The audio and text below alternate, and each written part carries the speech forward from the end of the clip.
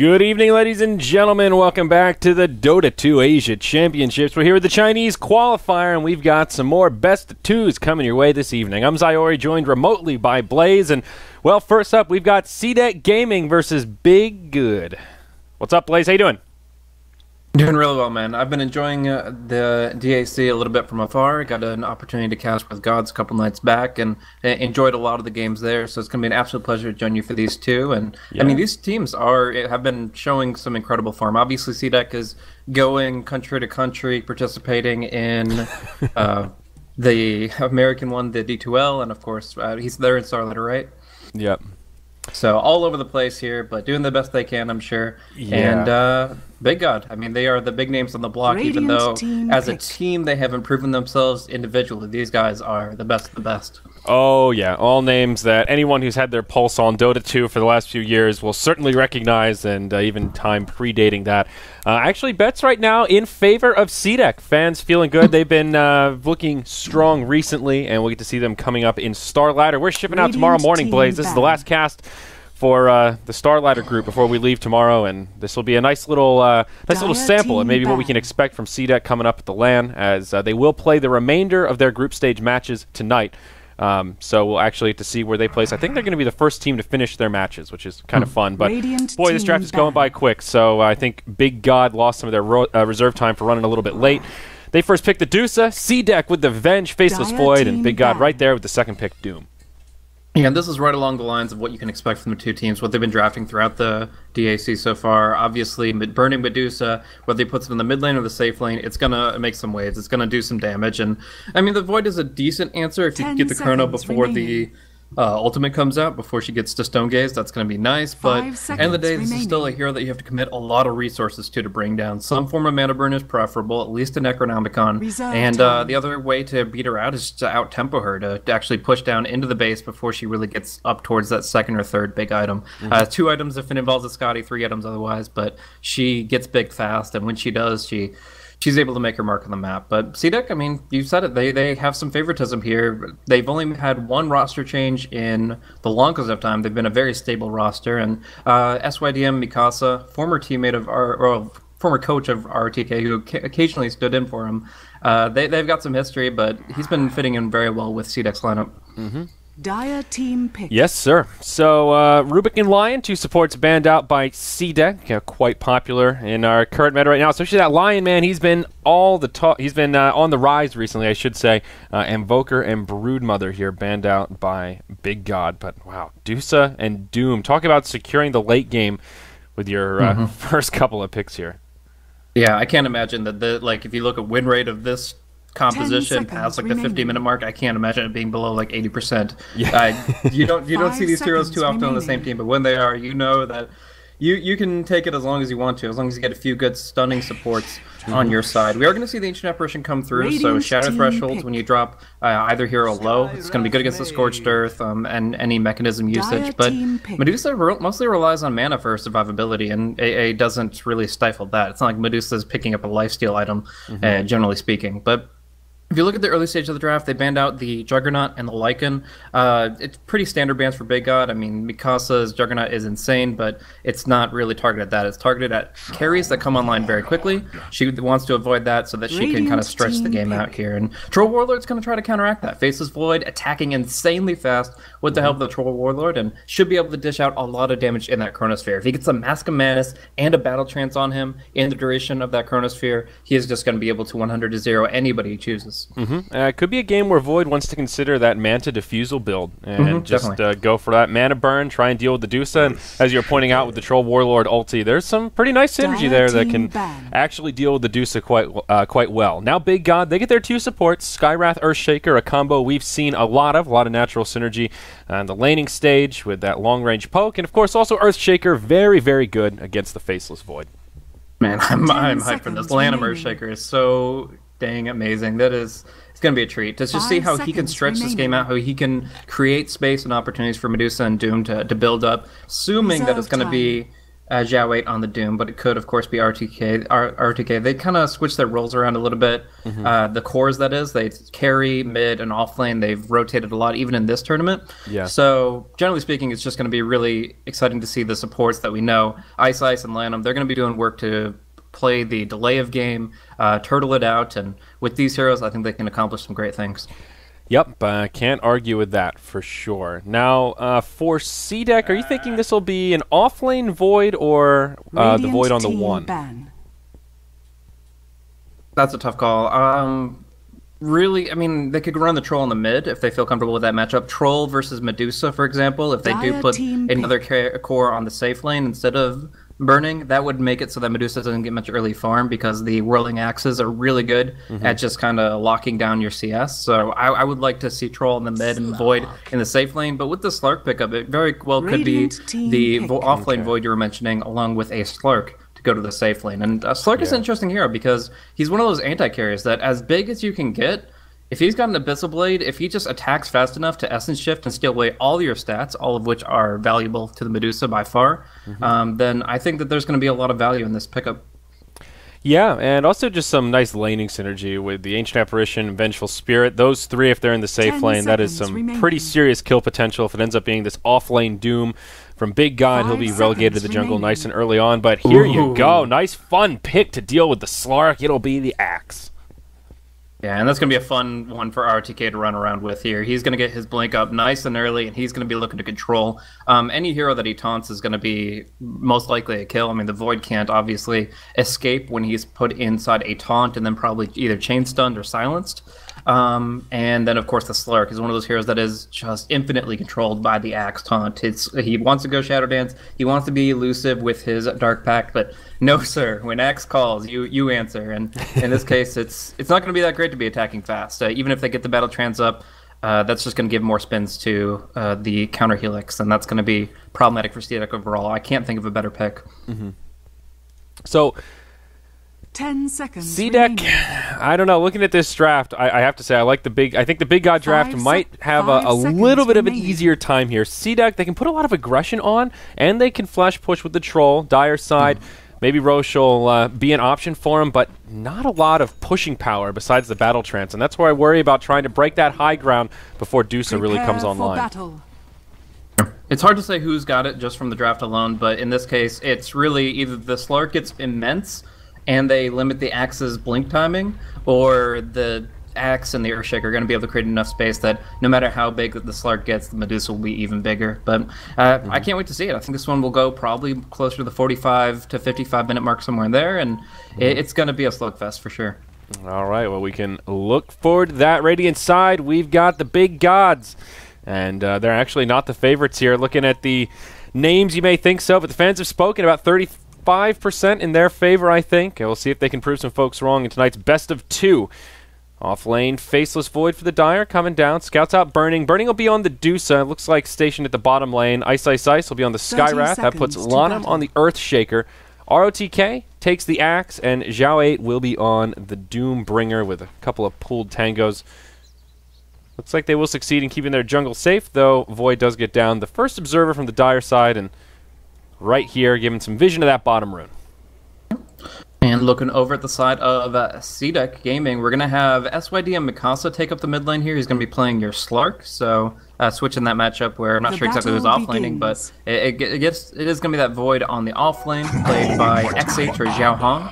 And that's going to leave the carry position to be played by maybe on your Troll Warlord. He's going to be supported by Q on the Vengeful Spirit, as well as Garter playing the Ancient Apparition. But yeah, all in all, it's going to be interesting to see this Slark and what he can accomplish. It's really, so far from what I've seen from CDEC with this most recent roster, it's all about what Mikasa can do on the mid lane. He usually plays mid, and he often snowballs forward with heroes like Templar Assassin, Storm Spirit. He can really define the tempo of the game, but it's not going to be the easiest matchup here against the Medusa. Yeah, it's interesting seeing a Slark go mid. I feel like in the other metas, not quite so common. Would have expected the Troll to head there, and he does go for a Poor Man's Shield nice and early, Burning, grabbing some extra damage with that Wraith Band, and it'll be interesting to see how the CS score goes, depending on how supports rotate. RTK on the off-lane Axe. Looks like BG will kind of devolve into a 2-1-2 here. Burning, or pardon, not Burning, RTK stunned up. And yeah, Lanham will rotate up on the Shaker. Yeah, so Lanham's sole purpose for the early part of this laning phase is just blocking things with Fissure. He did a little bit, like a half a creep wave block for mid lane. He's going at the top lane. He's just pulling the waves back, making sure that his cores are farming closer to their tower, much more secure, and it just overall is a lot smoother of a laning phase. But this does, of course, sacrifice his potential to go into Arcane Blink Dagger, and it also just makes them very non-threatening. I mean, Zhao 8 is jungling on this Doom, now kind of making his move to maybe do a bit of pushing, but he keeps. They know that they're not going to be killed off unless they make a mistake on the side of CDEC. Yeah. Well, Zhao 8 will at least be able to find some farm in the safe lane. Not much Void can do to interrupt that. Lana making a move towards the 2-minute rune here. For Radiant Wards, they've got an Observer on the high ground to give some vision of that top rune, and also getting vision of the bottom rune. So both teams prioritizing that rune control quite a bit. And 2 minutes will roll around here. It will be an invisibility at the top. Ooh, Lanham. Potential for a first blood here as he decides where he wants to make the movement. Mikasa already soft in the mid lane. Maybe they can set something up. Yeah, the second that he knew the matchup, he actually pulled himself some extra tangos. He had them coming out of the courier, so he got 6 tangos instead of the 2 that he started with. But all in all, he's still playing it very low. With the Serpent, the Mystic Snake coming out from Burning, he's been harassed quite substantially, hasn't really bothered to pounce any of them, and with that stun, he's going to be taking even more hits. Yeah, Burning doesn't use the Snake there. Pounce on Mikasa was available, so unless you can just kind of blow him up, not going to be an easy kill target. So back to farming. Ooh, go ahead. Yeah, it's just very efficient for Burning right now. I mean, he's 13 and 6. He's used his Mystic Snake on the creeps first so that it bounces over to the Slurk, and he needs that very long cooldown escape to really feel confident in this lane. So the fact that he's not committing the 20-second cooldown to dodge that out, Burning's getting a ton of free damage on him, and overall, like, Slurk's just not going to have the CS score he needs. This is your big core matchup right here. Like, when it comes to a 50-minute mark game, it's all about Slurk versus Dusa. The Void, the Troll, they'll make their impact with their ultimates, but it's really about those two. Yeah, especially in the mid lane, that kind of makes Mikasa a bit more of a tempo controller here. And we'll see how he adapts his build. I'm curious what item he's going to go for, if it's just going to be more of a standard, like rush the Blink Dagger and start moving around the map, if he considers a Shadow Blade, or even just looks towards a Midas and starts to tuck in towards the long ball and make sure he has some farm, or at least a tool to make some recovery. Yeah, a lot of options, obviously. We've seen Yasha, Shadow Blade, and Blink being the main thing as far as positioning. Nice dual bottom line, actually, between Zhao 8 and XH. The Zhao 8 coming up on the lesser end of it with a couple dashes coming through, but he's got that Scorched Earth and the Tranquil Boots if he walks away from the lane. As far as progression, itemization, Slark, I mean, he definitely needs attack speed, but I still think Blink might be one of the better options. You can get over Fissures, you can get maybe dodge out an Axe Call. Just that in kind of instantaneous mobility is going to be almost required in this game. Otherwise, he's just going to be locked down too much by the Shaker and the Axe. Mm-hmm. So looking at the offlaners, ROTK moving to the jungle here. Level 4 on the Axe, so had an okay time. Struggling a little bit against the Hellbears, but we'll be able to salve up and be A-OK. Faceless Void, also level 4, and finding a baseline of farm, 11 and 5 in CS, not too shabby. So they are pretty even on that front. Mid lane, as you've been talking about, going the way of Burning on the Dusa, continuing to make Mikasa's life difficult. And the safe lane farmers, that one's going the way of the Troll right now. Maybe our last hitting leader by a pretty good little bump, about 10 up on the safe lane farmer of BG, which is the Doom, though. He's been moving around quite a bit, almost level 6, not there yet. Has Tranquils and Uv, and for now, BG just sharing the farm around. Lanham takes over farming in the safe lane for now and gets a couple of CS under his belt. Yeah, this is one of those things where you don't get to talk about it too much because there's so much going on, but there's been a lot of movement early on from Big Gods. They've been transitioning the lanes a ton. Zhao 8 from the jungle to the lane, back to the jungle. Skywrath has gotten some solo experience. Now Lanham's taking some farm to build himself back up since he did nothing for the early stage. Actually, Mikasa manning up against the Axe. Not sure if that's the hero you want to man up against, though. Popping the ultimate, and both walk away. Mm-hmm. Yeah, no first blood coming out yet. 5.5 minutes in. Just glancing at the initial graphs, it is Big Gods that are coming out ahead in the early farm. 750 gold, about 1,500 experience going their way. So it appears that these early rotations have proved at least a little bit successful for them out of the gate, as that little lead they picked up is just raw CS. Yeah. And that last rotation was Burning going up to the top lane when he realized the tower was under pressure. Can actually do some really good job repelling push from a safe distance now that he has his Stone Gaze, and also that Mystic Snake up against 3 heroes has so much more potential to burn through the mana. So I liked that movement. It proved unnecessary as they don't force the issue on the tower, but you know, with that Fervor and Basilius maybe could take a tower very early if they don't bring in somebody who has kind of a ranged counter-pushing utility. Yeah. Q on the Dire side, rotating down to the Vengeful Spirit. Here we go. Initiation onto the Faceless Void as Ice Ice Ice comes in. Silence onto Q, but there's been a TP forward. Looks like Ancient Apparition joining the party. Who's actually going to be the target to fall? Ice Ice Ice isolated in the trees. Juking best he can. He'll live for now as we get a little bit of lag. Void trying to secure the kill. He will find it. Now Lanham looking for another. It will be a 0-for-2 trade as CDEC coming out ahead in this first little tuffle. Yeah, Zyori's not letting it go without a fight, though. Going in for the Doom here. Scorched Earth damage coming out. Garter could be denied. And he's just right-clicking down hard onto Q. He's going to walk away. Both very low, but Garter won't even need to be denied here. Just ate a Tango before the Doom came out, and it actually counteracted some of the damage. So he will survive and walk away, and that's a Doom wasted. It's 0-2 in favor of CDEC. They're all very low, but there's going to be an XH ultimate coming out. The Chronosphere negated a bit by the Fissure, and in the end, nobody is falling here. Yeah, Lanham showing us why the Earthshaker is so good against the Faceless Void, and Void will not be able to find a kill. Meanwhile, at the top lane, ROTK and Mikasa going blow for blow, forces out a Shadow Dance, and he will repel the Slark from this top tower. TP in from the Skywrath Mage. Looks like they may want to have a go at the Murloc, but won't be able to close the gap, and Slark will be okay. So 0-2, first 7.5 minutes. CDEC getting some kills up on the board, and that will push them into the gold lead. Yeah. Now, one distinction I want to make for some of the viewers that might be confused by it a little bit, this player Ice Ice that is playing as a support is not the offlane member of Vici Gaming, and he's also not one of the other 2 members that described a similar name. There's Icy, who plays for a Chinese team. I've actually just slipped my mind as far as the team itself, but he plays offlane, plays a lot of Centaur. There's Ice, who plays for a Malaysian team, or I think he's kind of half in retirement right now, but he used to be a very active Malaysian player. Then, of course, there's Ice Ice Ice, the renowned Vici Gaming offlaner. Too many Ices. I thought he was just standing in. As far as I know, just a buddy of Zhao 8's, so... I see. I plays thought some good support. I thought it was the Ice 3 just standing in. I didn't even really think twice about it. Well, thank you for correcting me, sir. Glad you're here joining us, please. So, okay, well, there we are. You know, I thought it was a little weird that Ice Ice Ice was standing in, but I figured, you know, maybe there's a shuffle. I don't know what's going on. Anyway, we're going to see a smoke rotation from CDEC coming in, and Doom out on the Faceless Void. Fissure helps break things up a little bit. Zhao 8 going in the front lines, trying to slow him down best he can. Get as much damage into the Void, but won't be able to find the kill there. Now Troll TP's in, the turn on Zhao 8 as Magic Missile sets it up, and they will find the counter kill. 1-0 going the way of CDEC, but they're not done yet, looking for more. Can't close the gap on the Skywrath Mage, and that's where this fight will have to end.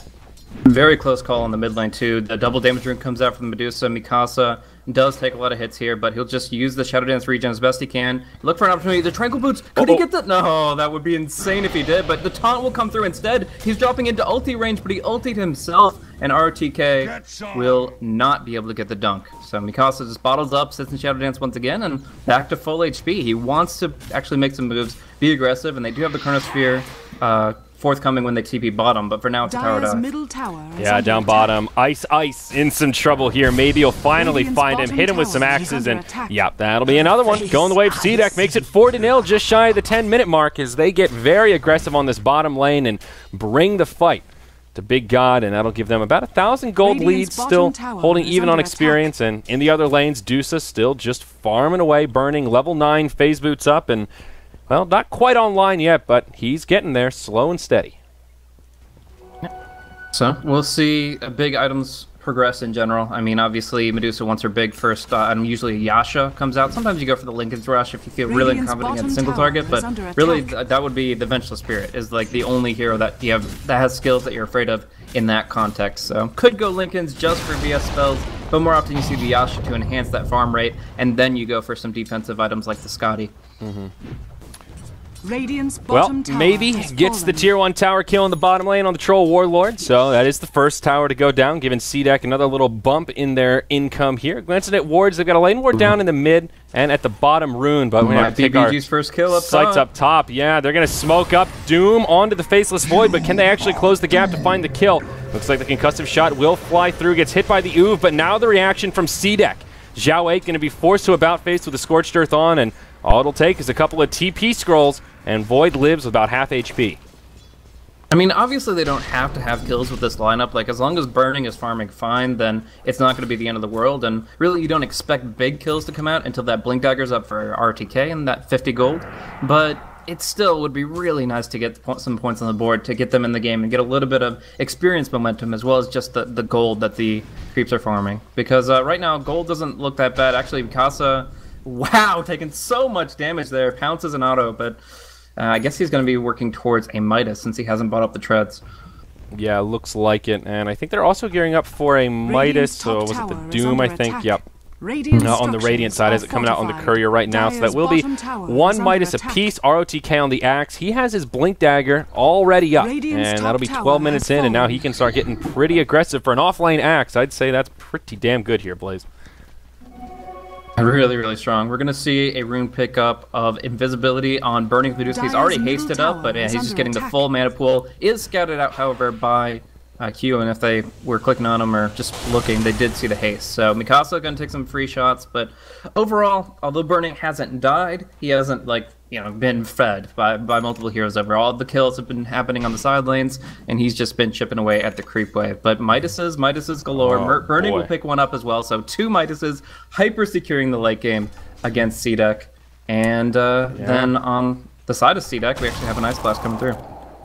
Yeah, but Midas is all around. 2 apiece now. The Medusa and Doom on BG, both holding on a farming accelerator here. So Burning going to extend this window where he's very squishy and potentially susceptible to ganks with this low mana pool. Just phase boots, hand to Midas, low on the stats. But now with this farm accelerator, I feel like this puts a little extra pressure on CDEC. Yeah, sure, they have some farming tools of their own, but I don't know. What do you think here, Blaze? Do you think double Midas on both sides is the right call? I think in this position, as long as you can force neutrality, if you're Big God with these supports that can just break down initiation, then you're fine with equaling Midas for Midas. And CDEC, because they have the potential with Slark to get big, they do want to kind of overpower them with the golden experience infuser there. So I can understand why both are picking it up. I'm not sure if it's the route I would have gone, but in this case with this draft, I definitely think CDEC are better off looking to get a bunch of items rather than just 1 or 2. Yeah. Well, they'll lose their tier 1 tower in the mid lane as BG group up. Here we go, initiation onto Burning. I think there's a Chronosphere. Yeah, there is. We're just a little delayed here on this Lagfest slideshow we're watching. Medusa will go down first. Now the Earthshaker falls. It looks like Big God's on the back foot. Xiao kind of isolated in the mid, and CDEC going to clean up a very convincing team fight, Blaze. Is this going to be a full 5-man wipe? Wow. 5-0. Oh my gosh. If only we weren't lagging and that was more exciting to watch. Yeah, and actually, it's going to be XH just barely survive against the Doom, I believe. Doesn't get hit by the fish, and the last tick of Doom will not bring him down. And if this fight would conclude, I'll talk about the mechanic there a little bit, but right now it's maybe right-clicking down on the Earthshaker, finishes him. And yeah, that is going to be a very incredible exchange. 10-0 in favor of CDEC here as they're looking to finish off this tower. But what the Faithful was able to do there was actually lifesteal off the creep wave despite being doomed. It wasn't from his Mask of Madness. That...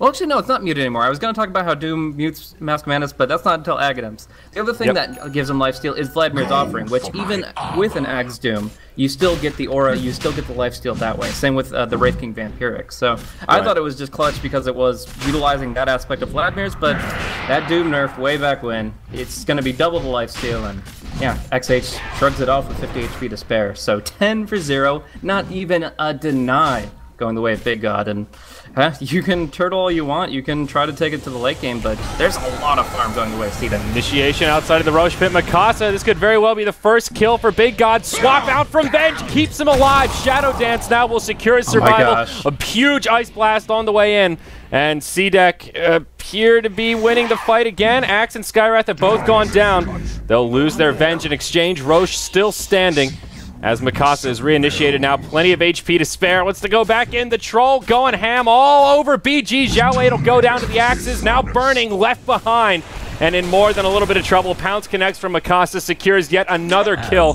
Back-to-back, huge team fights for CDEC. Sure, BG hit that first milestone of 1 kill on the scoreboard, but a very minor victory now as they will hand over Roshan to the Dire. Yeah, this is insanely good for CDEC. You were asking me earlier about all this hand of Midas and whether it was the right choice, and the big conditional is if they could limit the amount of kills happening, BG can benefit just as much from the Midas game as CDEC can. But we see it here, 14-1. CDEC are just rolling all over BG, and one aspect is they're just not ready to fight. I mean, Aghanims will come out for Zhao 8 in maybe 4 or 5 minutes, but now they just don't have anything, and yeah, they'll get farm where they can. Wasted Chrono up top. Fast reaction from ROTK as he blinks out just as the Void tries to initiate. A minor victory there for BG, but I don't think much else will come out of it. And if the Void keeps pushing there, they can actually get a turnaround kill. The Blink Taunt into the Mystic Flare will put him into Calling Blade range. Backtracks are not, so I think that would be a very clutch play from them, but CDEC are just not going to give them an inch. They take the Roche, but they still play passively until they're ready to 5-man together. The Aegis of the Immortal does go the way of the Troll Warlord, and they've now picked up a third Midas. The Ancient Apparition has completed his very standard build there, and will now transition into the Aghanim Scepter. Point booster already completed, so he's looking on point to have a 20, or not 20, wow, that'd be a little soon, but like 25 minutes or so. That Aghanims could be right around the corner, especially if CDEC can find a few more of these team fights like they have been. BG are smoked up right now in their jungle, and CDEC smoked up, ready to pursue. This could be bad. Who gets revealed first? RTK blinks forward, finds Garter. Can he get off the call, though? Stun coming out. He'll taunt, and ROTK will go down quickly as maybe hops back in and gives him the axes. Burning now slithering his way into the Ancient Apparition, isolates him here, and will be a 1-for-1 to get this fight started. Around the backside, looks like Stone Gaze has been used. Lanham on the run, maybe trying to pursue. Zhao 8 will get left behind. Mikasa should be able to find a kill there. Ice has already gone down. Another disastrous team fight. Ancient Apparition not going to benefit too much, but a triple kill comes out for the Troll Warlord. And 4,800 gold later, cheese and crackers, that's a Scotty almost on the way. Yeah.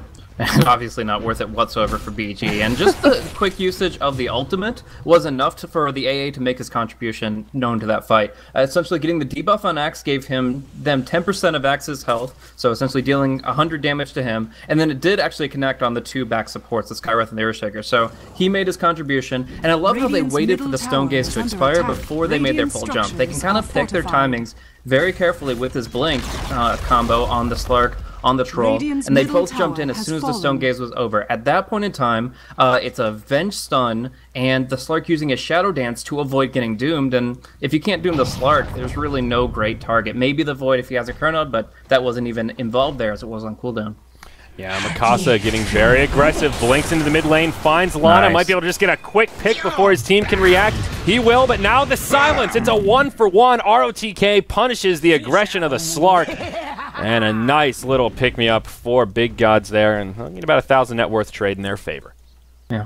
Now, one nice aspect of Burning's Midas is the fact that even when he dies, every 100 seconds he's getting some guaranteed gold. So he will be able to pull himself out of this kind of net worth trench here. He will be able to break 10k pretty soon, and that's a guaranteed thing for him. But he's just being completely outpaced by the side of CDEC. We're seeing a Scotty already up for Troll. Not the most common early pickup. Sometimes you see Sanjin Yasha and stuff like that, but when you have all that gold, just drop it. And in this case, the Scotty is going to come out, allow them to just keep on their target and deliver tons and tons of auto attacks. When you consider the attack speed slow of the Scotty, the fact that every single attack that the Slark puts out, with the battle trance in particular, he's taking away in agility and a strength and intelligence. Not only is Medusa getting squishy, but she's attacking like just an old grandma that she is. It really is not going to be allowing them to do much physical damage throughout the fights. Yeah, Troll effectively doubling Burning right now in terms of raw farm. BG will move into their own Ancients. Had it stacked up a couple times. Sharing is caring as RTK tanks it up. I did just reconnect in, so hopefully that helps with the slideshow issue we've been having. I don't know if you have a good connection, Blaze. Maybe no, mine's good. Got unlucky. Or maybe I was just unlucky then. Unfortunate. I was trying to find that right time to roll the dice and try the reconnect. This has actually been a pretty action-packed game, despite that late first blood. Since then, it's really erupted. It'll happen again on the bottom lane. Lanham gets blown up. The Scotty out on maybe a swap to secure the kill on Zyori, and a fast 2-for-0 down bottom as Q and maybe pull a rotation. Meanwhile, in the mid now, ROTK initiated on by Mikasa, but will be able to survive. Is under attack. Yep, and he's just going to take off the battle hunger and then walk away into the tree line full HP. They're not going to be able to punish him for aggression, though it was, of course, nice avoiding the blink initiation. One quick thing for Dota TV viewers, if you suddenly cannot hear Zyori talking, that's just a reconnect bug for casters. Just retoggle the audio channel for Beyond the Summit, and you'll be able to hear him once again. Yes, thank you for pointing that out. We're going to avoid using the perspective mode. Apparently, there's still a bug that messes up the camera in Dota TV. Is also, for any of you other casters out there, slow down on the first-person point of view until they get it fixed again. All right, so where are we in this game, Blaze? Ah, yes, CDEC steamrolling over BG right now. 15,000 golden experience in their favor. 3-21. There's going to be an eruption of 3-2-2s if there's a quick pick in the near future. Item progression on both sides happening, but it's still CDEC with the big ones. We mentioned the Scotty. Doom making progress towards the Aghanim Scepter and actually about one creep kill away from it. Up top, nice ROTK going on in. It's Vengeful Spirit taking a lot of damage. Chrono from the Faceless Void locks him in place, and, well, he'll live. His Vengeful Spirit will get dunked, and a 1-for-0 going the other way. Although it isn't good to have a fourth kill on the board, I actually think that Zhao 8 had no intention of using Doom on the Vengeful Spirit there. When they had swapped positions, he hadn't realized it, and he had just clicked wherever the Void was in the first place. And in the end, he actually dooms the support, who was already dead for all intents and purposes. So that is quite sad. I think it was actually queued up right before the Chrono came out, and then obviously with that swap, yeah, it doesn't work out. But he's got the Aghanims now. If he waits 60 seconds, he's kind of in this ball game as far as being able to really contribute, as that Aghs Doom can do so much damage. But still, at state of the game, they are relying on CDEC to make a few mistakes. I think right now, if you just had to call it, because they're so far behind, you'd be looking at somewhere between 10 and 20% as far as a chance to bring this one back. And it is completely reliant on CDEC getting overconfident and overextending. Yeah, we're still in that window where Medusa not that scary, still not that tanky, and doesn't really hit that hard. Has a double damager right now, so that might help in this little skirmish, but soon to expire is the tier 2 in the mid lane for BG. Takes a lot of damage. They don't have a glyph for another 2.5 minutes here, so CDEC will take an easy tower kill, and with that, we'll just back up as to not get hyper-aggressive. Garter very close to an Aghanims of his own, about 300 gold, till that Ancient Apparition will have the upgraded ultimate. Slark's been spending his money. What did he pick up? Looks like an ultimate orb for him as well. Yeah, and I would be no surprise to see dual Scotties. Obviously, if you're hitting the same target, it's kind of irrelevant, but most of the time you're using it for solo pursuit, and just being able to have such a core item to this hero, where he's extremely durable, but he's also able to stay on his targets and keep essence shifting away. That's going to get him bigger and bigger, attacking faster and faster, and he's already got a nice early boost in the fights with this Slark Troll Warlord combo. I don't know if you've seen it very often, but it's actually a really cool synergy between the one thing that Slark is weak in, which is early fight damage of it. Not even early game, but at the very beginning of the fight, he attacks really slow. But with the Battle Trance, he's able to attack so very quickly, and by the time the Battle Trance is over, he's got tons and tons of agility stolen and can just kind of carry the fight from there. So it's a really good Kickstarter for him to really ramp up his DPS, and really the only hard counter I've seen for it to this point as far as drafts go is either a ton of control or a lot of Ghost Scepter and Ethereal Blade play. It looks like BG may go for a smoke attempt. Ice has one in the inventory. They're all grouped up. Well, maybe not. They get a little bit of vision control back in this area, but the Dire have such aggressive wards down. Ancient's covered. A little kind of mid-lane ward here. I think they might have had a lane ward down, and now they've got one of the entryway to the jungle. BG still just kind of cornered on their side of the map as CDEC still farm about. Yeah. All right, I guess they're not going to smoke. What do BG have in mind here? They're sort of just grouped up in this little spot. Are they afraid of a smoke gank coming their way, perhaps? I guess they don't have any vision right now. Yeah, they are pretty dark on the map here, even at daytime, which is sad to say. We've seen so many quick picks where it's just a Ice Blast on top of a blink and a few right clicks, and they are worried about losing heroes randomly. But at this point, they're just waiting to get to the next stage of the game. They were playing a little bit of kind of 3 Protect 1 on the mid lane when Burning was farming up his first bits of items, and they tried to bait him with smoke. But in this case, it's trying to just avoid feeding at all costs and to still keep the items rolling. So in this sense, like RTK, he's probably looking for a Heaven's Halberd here to maybe force CDEC to buy a few BKBs. Actually, that pick off that Ice Blast. Oh, no Blink Dagger for you, and RTK dropping very quick. Yeah, Void gonna go ahead and use his BKB here, and will charge forward right onto Ice Fissure. Not gonna be enough to keep the Birdman alive. And another 2-for-0 going the way of CDEC. And they stop Axe from taking his Ancients. Troll Warlord gets his full butterfly delivered off the back end of that fight. And now CDEC will group up in the top lane, take out this last outer tower, and maybe look for a play at the high ground. Tower is under attack. This is a really tough position to be in. Just CDEC have structures absolutely are fortified. destroyed the BG and tempo, and the Medusa cannot carry from this situation. Like, if they got a perfect Lanham combo, which of course he doesn't have a Blink Dagger for, then Radiant's maybe we top could see tower Medusa has fallen. cleaning up the fight, getting 2 kills, which is a lot of killing spree gold, and then kind of sending them packing, and that's where he could start bouncing back. But as it is right now, only having the Manta, Midas, Phase, and Aquila, this hero just can't carry. Yep, not going to go for the high ground quite yet. Faceless Void very close to his Maelstrom, and there he is. Second Roach back on the field. CDEC going to go right in there, and maybe just going to solo it down. Well, okay, Void going to help him out, but maybe doing the bulk of the damage here.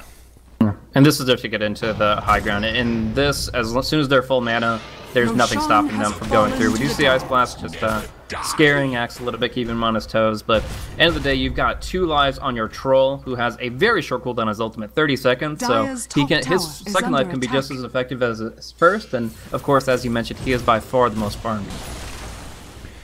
Absolutely.